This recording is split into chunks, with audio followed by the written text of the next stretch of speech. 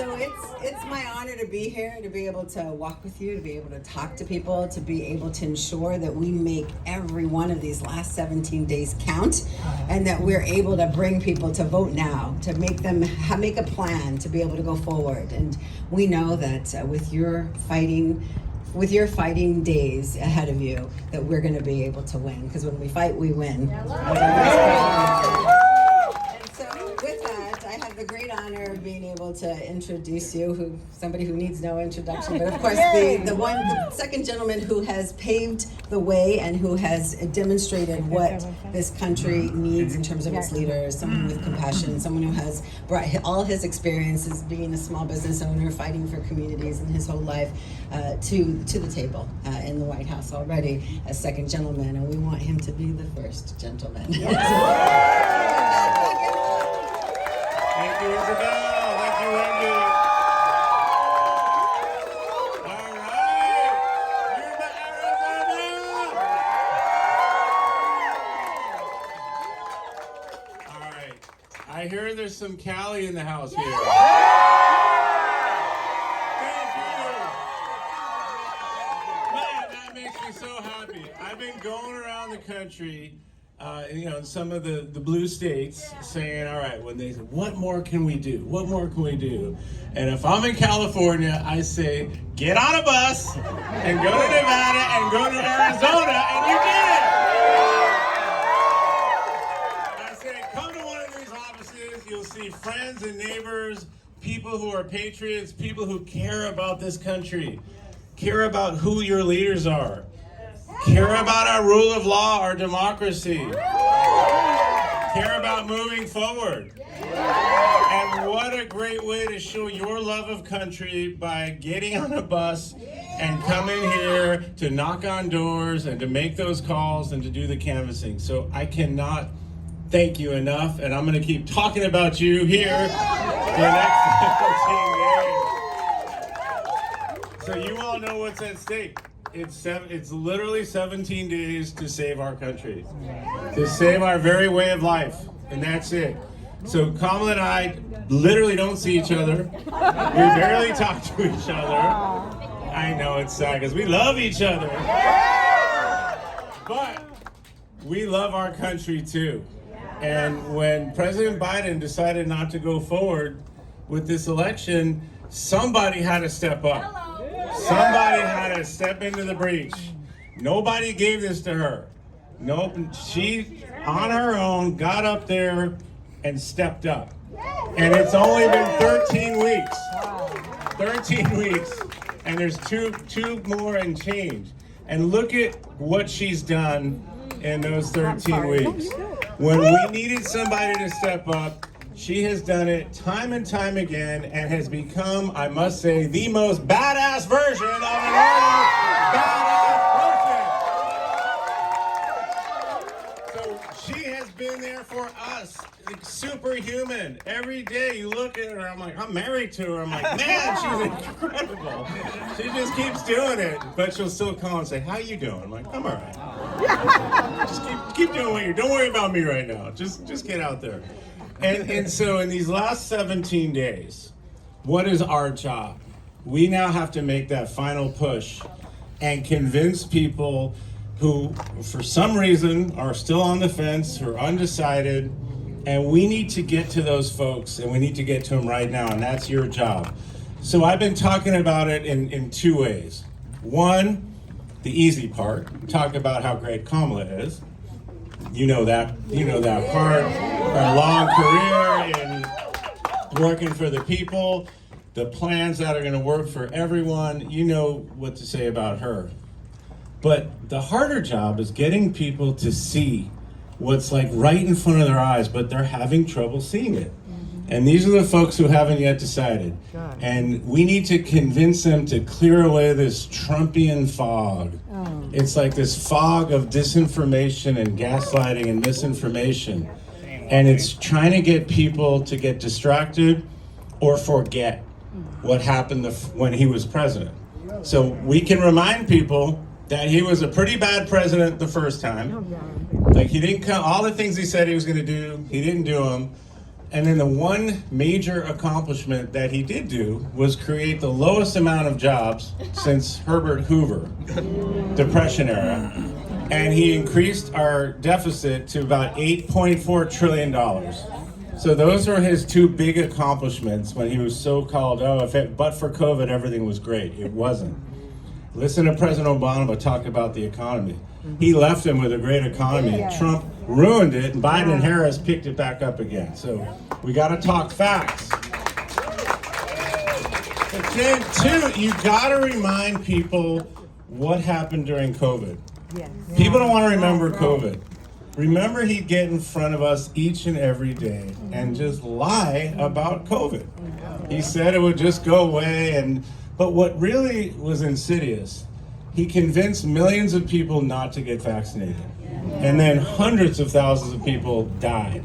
And I remember just about the whole first year as being your first second gentleman, I traveled all around the country, including here in Arizona, begging people to get vaccinated, just begging them. And I would literally, by the end, just start showing those videos of those parents dying on their last breath saying, I wish I would have listened.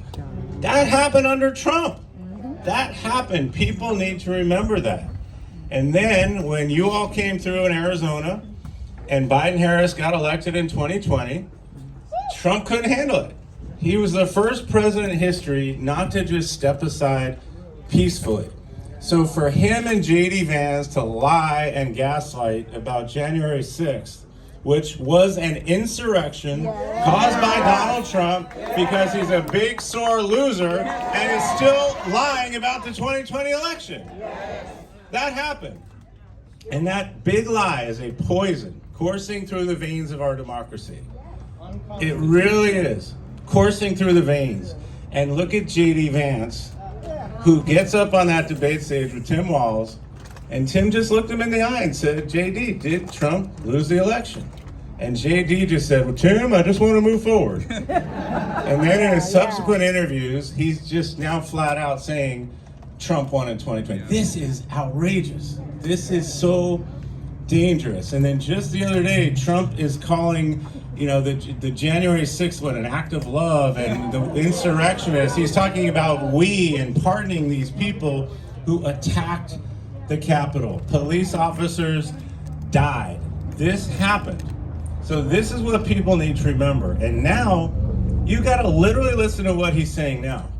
It's unhinged, it's dangerous. He's literally talking about turning our United States military against United States citizens. Because if they happen to disagree, he's saying that. He's talking about weaponizing the Department of Justice to go against political enemies, jailing his opponents. This is the talk of fascists and dictators, not of an American president. This is dangerous. This is the kinds of things he's saying. But then he's also losing it. Like he's standing there dancing for 39 minutes. I mean, that's it. And when he tries to talk about the economy, but most of his speeches on the economy are scapegoating immigrants and talking about mass deportations of people who are here legally. And then the economic plan, from what we can kind of discern, is more tax cuts for billionaires and the biggest corporations, like his buddy Elon Musk, who's out there dancing around. What is? And tariffs, which is basically you paying more for stuff that you're not paying more for now. And that's going to be about $4,000 per family. That's it.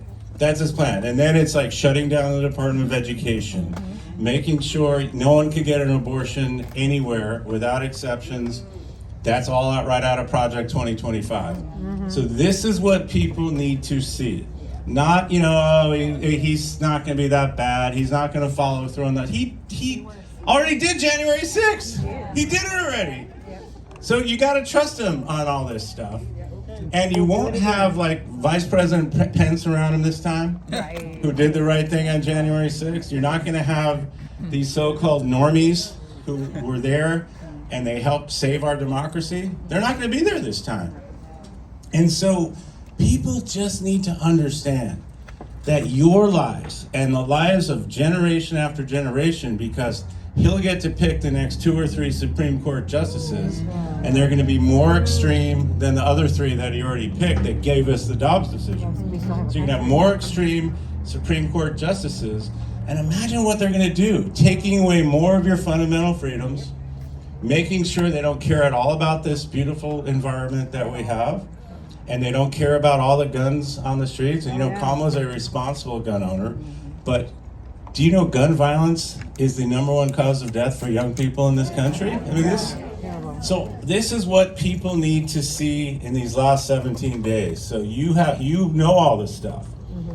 So get these folks to understand and to see how truly horrible this would be, not for us and for generation after generation.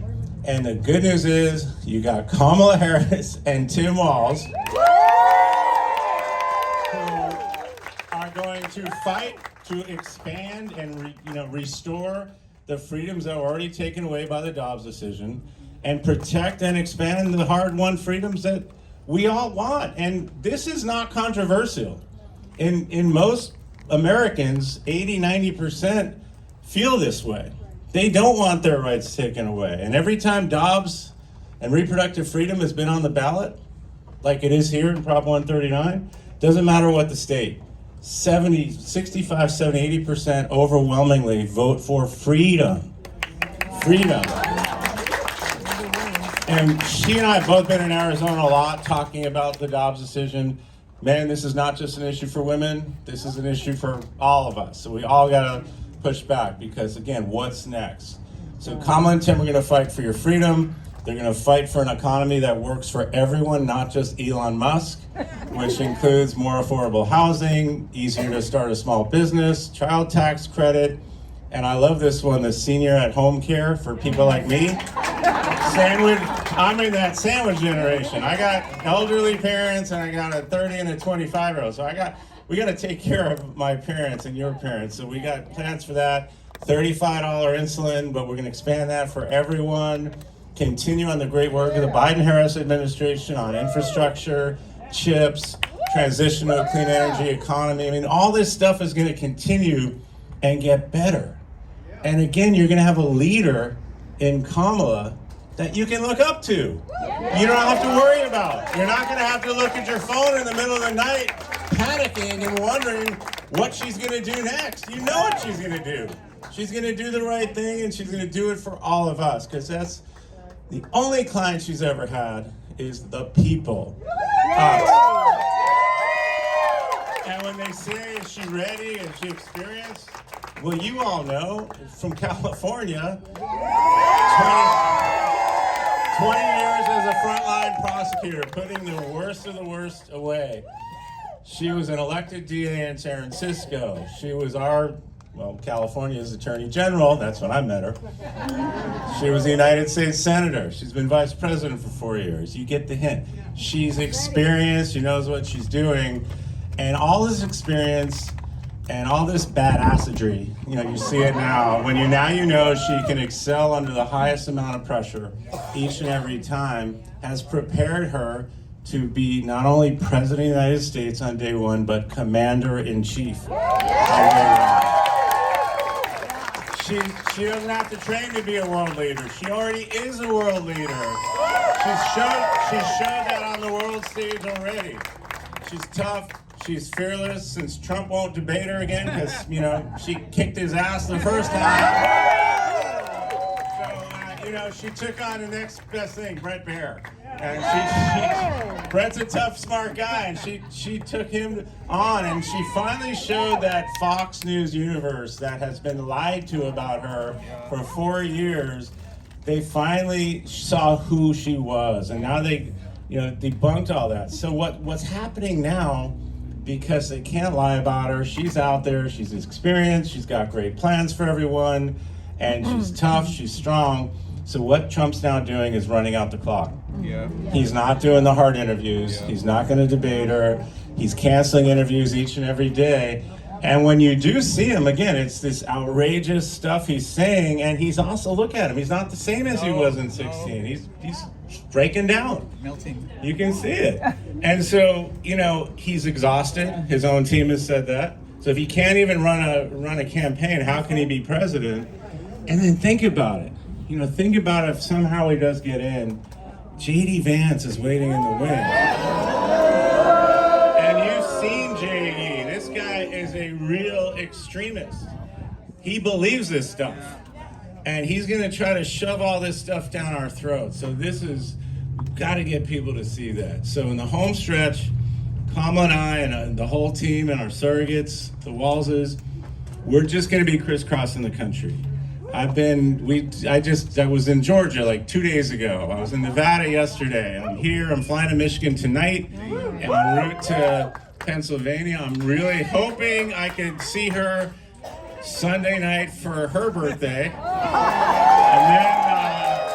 And then it's like, you know, we're back out on the road until November 5th. So let's continue to just be positive. These polls are close. They're too close, but we're going to win. We're going to win because there's more people who care about this country, and if we all do our jobs in these next 17 days and just, you know, clear that fog away and get everyone to see what's right in front of them, we're going to get this done in 17 days. Thank you all so much. Thank you, Kelly. Thank you, Kelly, for showing up here in Arizona. And let's get this done, and let's go knock on some doors. Thank you. I don't know if I got pictures of him or not, but we'll see. I have no idea what I'm doing.